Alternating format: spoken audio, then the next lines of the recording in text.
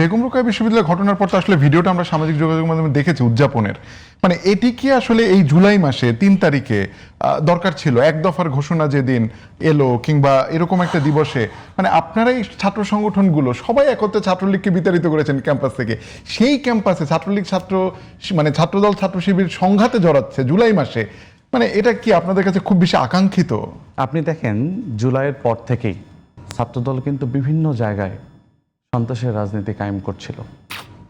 তেজগাঁও কলেজে শিক্ষার্থী সাকিবুল হাসানকে তারা হত্যা করছে। এরপরে বিভিন্ন ক্যাম্পাসে জুড়ে অসংখ্য অপকাণ্ড তাদের দ্বারা সংগঠিত হয়েছে। এরপরে আপনি দেখেন নিজেদের মধ্যে অন্তর্কোন্দলে যে পরিমাণ তাদের নিহত হয়েছে, আহত হয়েছে, এটার সংখ্যা কিন্তু আপনি চাইলে খুব সহজে পাবেন না। এত সংখ্যক আহত নিহত হয়েছে। এরপরে আপনি দেখেন বেগম রোকেয়া, আমি একটু আগাই, তারপর আপনি বলবেন, আপনি বলবেন।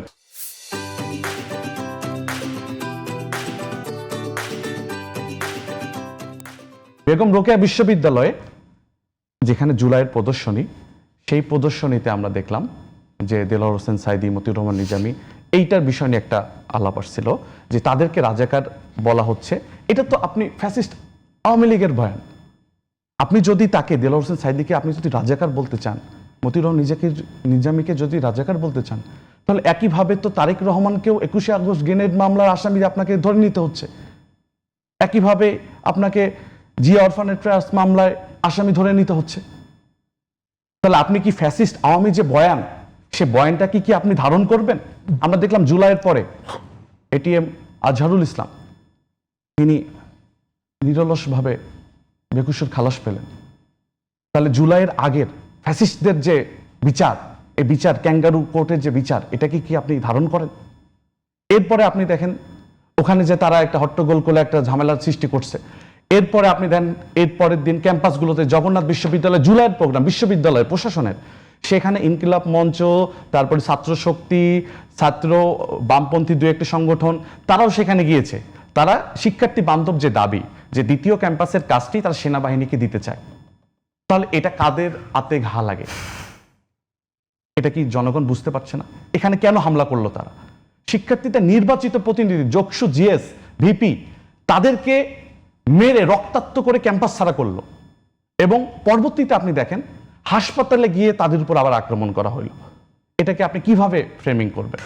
এছাড়া আপনি দেখেন ঢাকা আলিয়া মাদ্রাসায় তো কোনো সমস্যাই ছিল না। ঢাকা আলিয়া মাদ্রাসায় প্রথমে হলে তালা দিল, তারপরে যখন শিক্ষার্থীদেরকে সেভ করতে ওখানে পুলিশ প্রশাসন এবং প্রিন্সিপাল আসলেন, প্রিন্সিপালের পরে মাথা ফাটাই দেওয়া হয়েছে। এরপর আমরা দেখলাম যে শিক্ষার্থীরা যখন না পেয়ে যখন তাদেরকে একবার ধাওয়া দিয়েছে, এখানে ছাত্রদল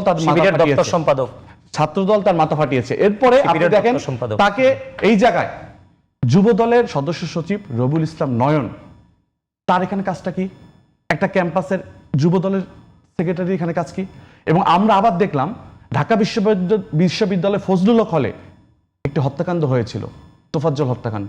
সেই মামলার আসামি, এজাহারভুক্ত আসামি রকি, সেও ওই হামলায় জড়িত।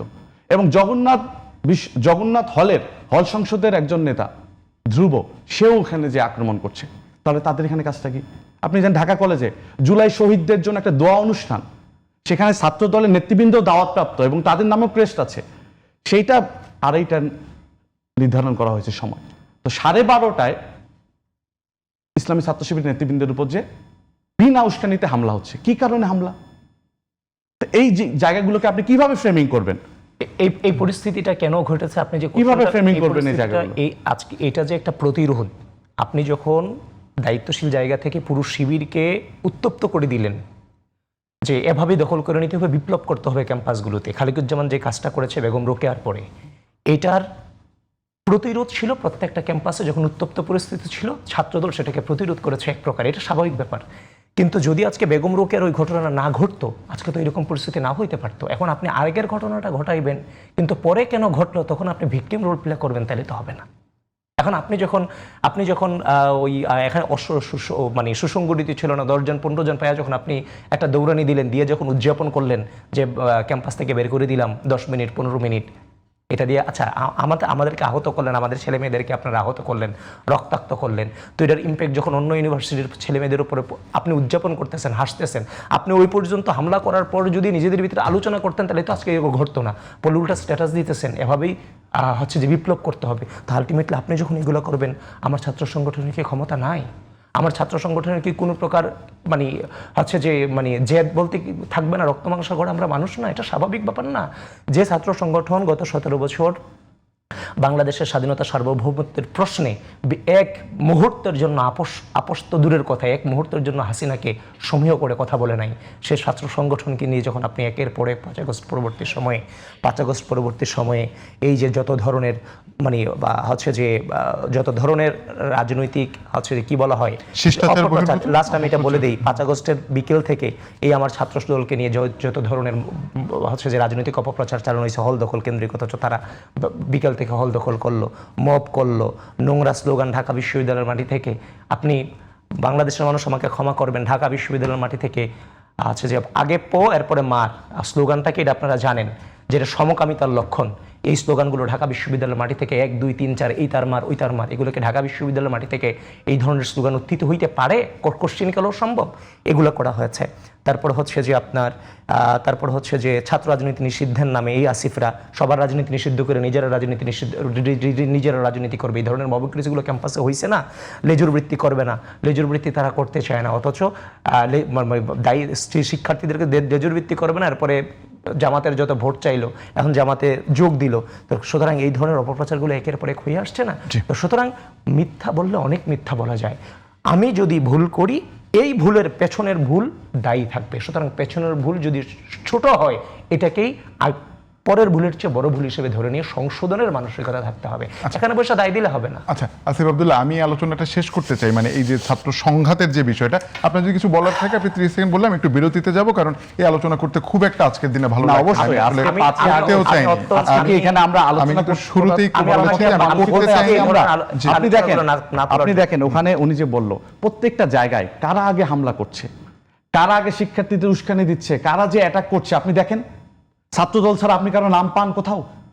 আপনি দেখেন প্রত্যেকটা জায়গায়, একটু আগে তো নারায়ণগঞ্জে তোমরা ছাত্রদলের ছেলেদেরকে ছাত্রদল সেখানে থেকে আপনি ভিডিও দেখেন ছাত্রদল কিভাবে যে অ্যাটাক করছে, কিভাবে যে অ্যাটাক করছে, এবং প্রত্যেকটা জায়গায় তারা এই যে দেশীয় অস্ত্র, এই যে ধরেন রামদাগুলোকে নিয়ে তারা যেভাবে যাচ্ছে, অথচ তারা বলছে কি, তারা বলছে একটা লাঠির কথা নিয়ে তারা কথা বলছে, লাঠির কথা নিয়ে তারা কথা বলছে, কিন্তু দেশীয় অস্ত্র নিয়ে তারা এখানে ঘুরে বেড়াচ্ছে এবং হাসপাতালে আক্রমণ করছে। আপনি দেখেন এখানে হাসপাতালে জগন্নাথ বিশ্ববিদ্যালয়ের পাশে একজন আইনজীবীকে রক্তাক্ত করেছে, এবং মারতে গিয়ে এমন অবস্থা দাঁড়াইছে যে তারা ঢাকা কলেজের এখানে তাদের একটা ওয়ার্ড সভাপতি, যুবদলের একটা ওয়ার্ড সভাপতিকে তারা এখানে রক্তাক্ত করছে জামাত শিবির মনে করে।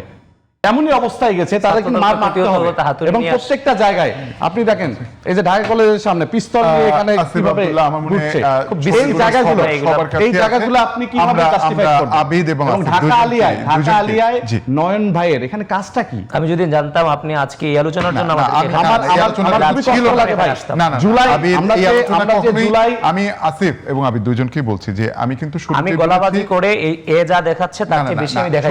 আমি কিন্তু আবারও যখন কোশ্চেন করছেন আমি অলরেডি জুলাইয়ের দিকে চলে গেছি। সঞ্চালক হিসেবে আমি আবারও একটু পরিষ্কার করে নেই যে আজকের দিনে এই আলোচনা আমি টানলে হয়তোবা আপনারা তর্ক বিতর্ক চলতে পারবে। এটা দলটা কারা আক্রমণ করতে বলেন, ঢাকা বিশ্ববিদ্যালয়ের মাটিতে দাঁড়ায় আসিফ আমরা